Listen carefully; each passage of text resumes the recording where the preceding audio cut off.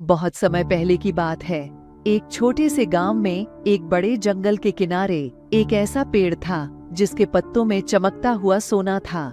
इस पेड़ के पत्ते सभी लोगों की आकर्षण का केंद्र बन चुके थे। सोने के पत्ते वाले पेड़ का वर्णन सुनकर लोगों की ध्यान अवश्य आकर्षित होता है। गांव में एक नामी लड़का था। उसका नाम राजू था।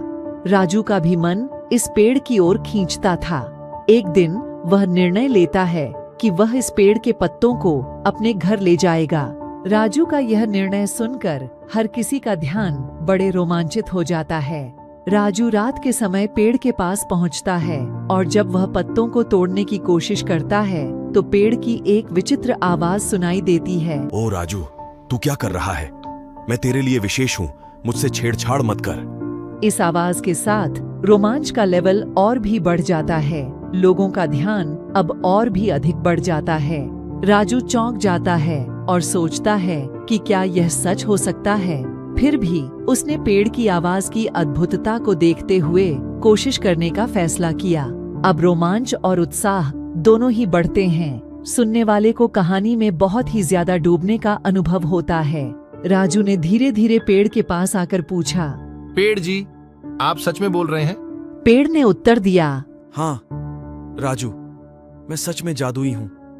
मेरे पत्तों को हाथ नहीं लगाओ, वरना तुम्हें और तुम्हारे परिवार को कठिनाई मिल सकती है। इस बात को सुनकर लोगों का ध्यान और भी अधिक बढ़ जाता है।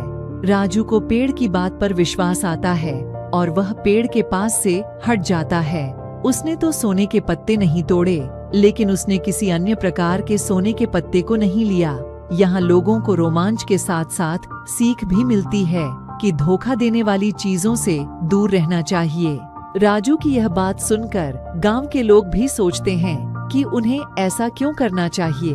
फिर वे समझते हैं कि जादू की चीजों को हाथ नहीं लगाना बेहद महत्वपूर्ण है। इस प्रकार गांव के लोगों ने एक साथ मिलकर उस पेड़ का सम्मान किया और उसके पत्तों को हाथ नहीं लगाया। उन्होंने समझा कि जादुई चीजों का उपयोग सिर्फ नुकसान ही देता है और इस तरह वह जादुई पेड़ और उसके सोने के पत्तों के प्रति अपने सम्मान को संजीवित करते हैं, जो कि उन्हें और उनके गांव को सुख और शांति प्रदान करता है। यहाँ कहानी का संदेश समाप्त होता है और सुनने वालों को उसका सारांश मिलता है। कैसी रही कहानी? क्या आपको लगा कि लोगों को यह कहानी सुनने में मजा आया?